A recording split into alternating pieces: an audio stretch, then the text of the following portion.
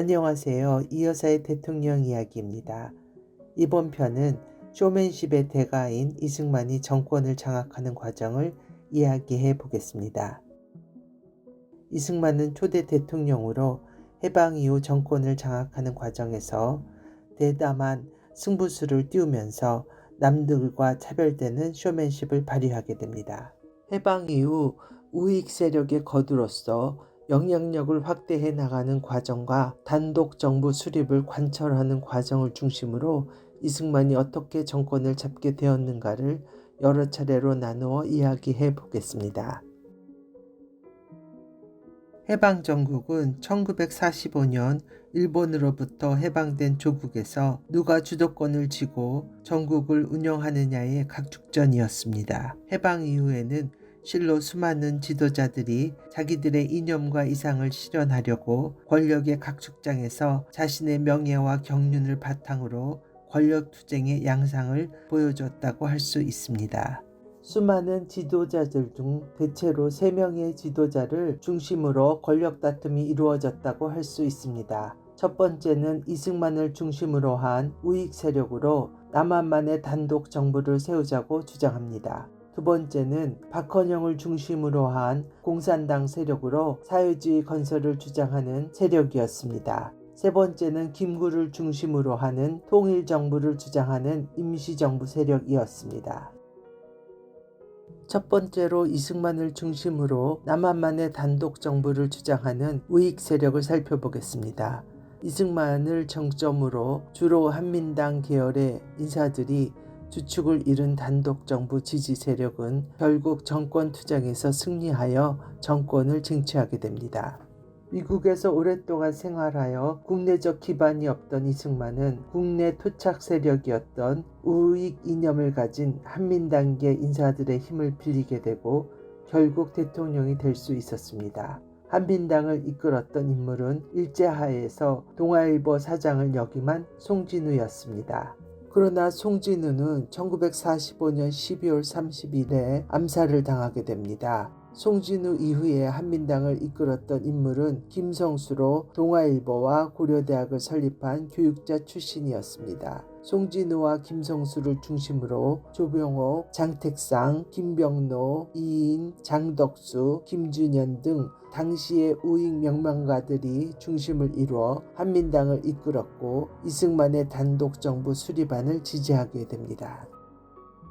두 번째는 박헌영을 중심으로 사회주의 건설을 주장하는 공산당 세력을 살펴보겠습니다. 해방이 되고 여러 공산주의 단체가 생겨났으나 일제 말기 경성 커뮤니스트, 일명 경성콤이라는 공산당 지하 조직을 결성하여 전향하지 않은 채 공산주의 운동을 벌여온 박헌영을 중심으로 한 재건파 공산주의자들만이 정당성을 갖고 있었습니다.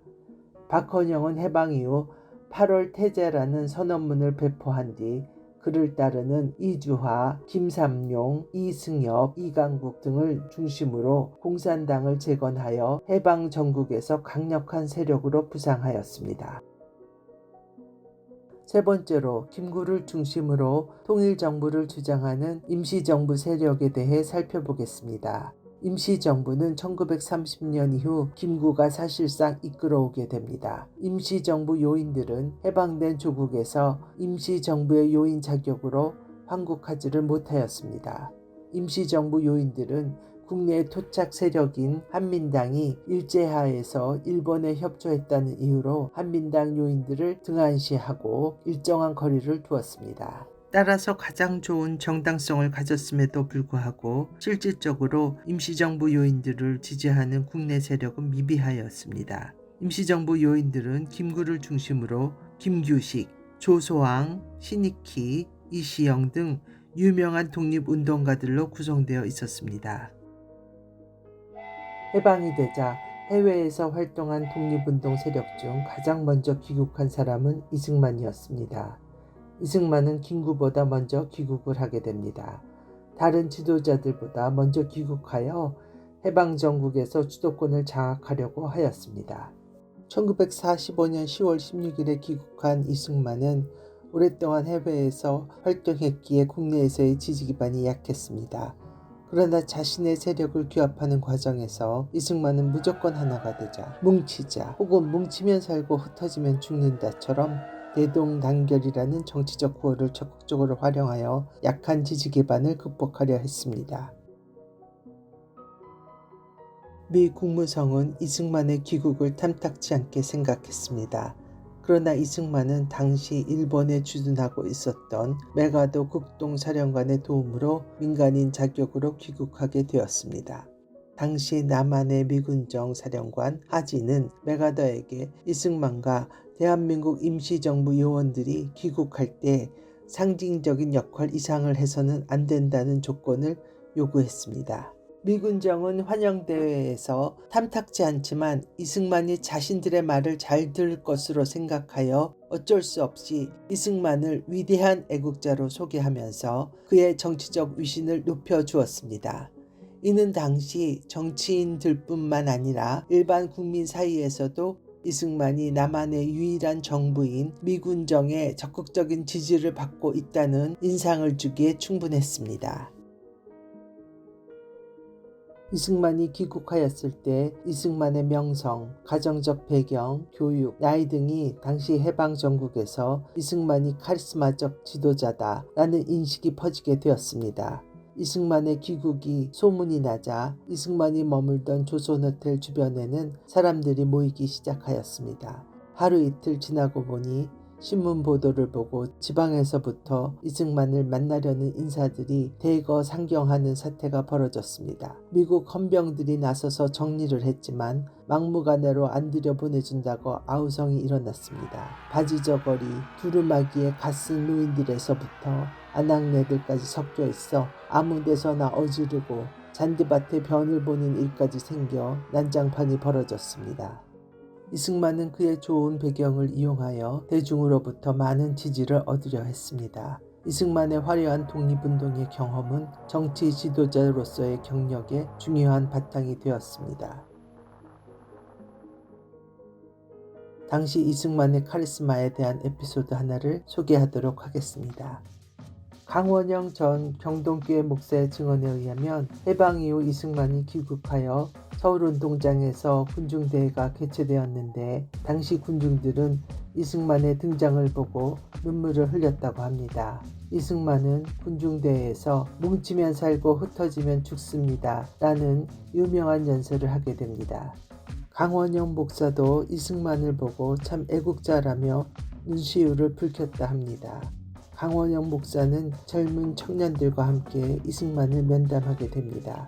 이승만은 손과 안면을 떠는 신경계통의 병을 앓고 있었습니다. 사람들을 만났을 때에도 안면 근육을 찔끔찔끔 떠는 버릇이 있었습니다. 이렇게 근육을 떠는 모습을 본 젊은 청년들은 이승만이 일제치하에서 모진 고문을 당한 것으로 보고 박사님, 일제치하에서 얼마나 고초가 많으셨습니까? 라며 눈물을 흘렸다고 합니다. 그러나 사실은 이승만은 일제치하에서는 국내에 없었기 때문에 일본인에게 체포되어 고문을 받은 사실은 없었습니다. 청년들은 이승만이 떨리는 손으로 엿을 먹으라고 주자 차마 엿을 먹지 못하고 엿이 녹을 때까지 손에 잡고 있었다고 합니다. 이승만이 독립운동 당시의 이야기를 하자 모두들 울음바다를 이루었다고 합니다.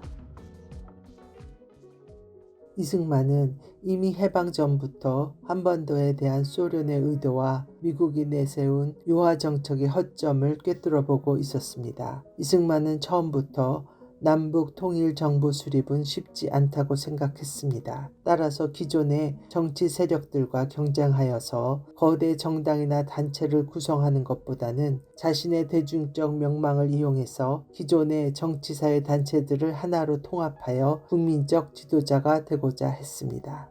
이러한 이유 때문에 공산당 당수인 박헌영에게도 3개월만이라도 연합국의 우리에 단결된 모습을 보여주자고 호소했을 정도였습니다. 귀국 직후부터 이승만이 통합을 주장하여 좌우익 인사들을 만나 대동단결을 외친 이유가 바로 자신이 통합하여 국민의 지도자가 되려고 했기 때문이었습니다.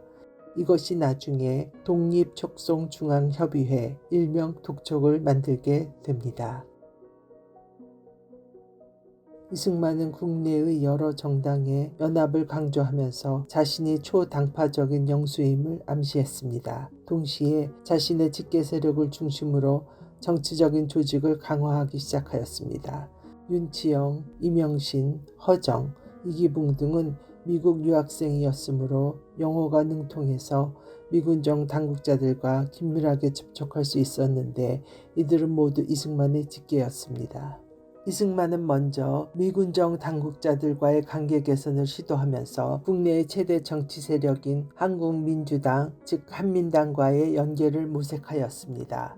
미군정과의 관계 개선은 자신이 한국의 절대적인 지도자임을 미군정 당국자나 미국의 지도자들에게 인식시키기 위해서였습니다. 더 나아가 이승만은 일제강점기에 부를 축적한 인사들도 자신의 지지 세력으로 만들어 정치 자금의 원천으로 삼았습니다. 당시 한국 사회의 재벌급 인사들은 이승만의 비서였던 윤치영의 초대로 이승만이 살던 도남장을 방문해 정치 헌금을 약속하기도 했습니다.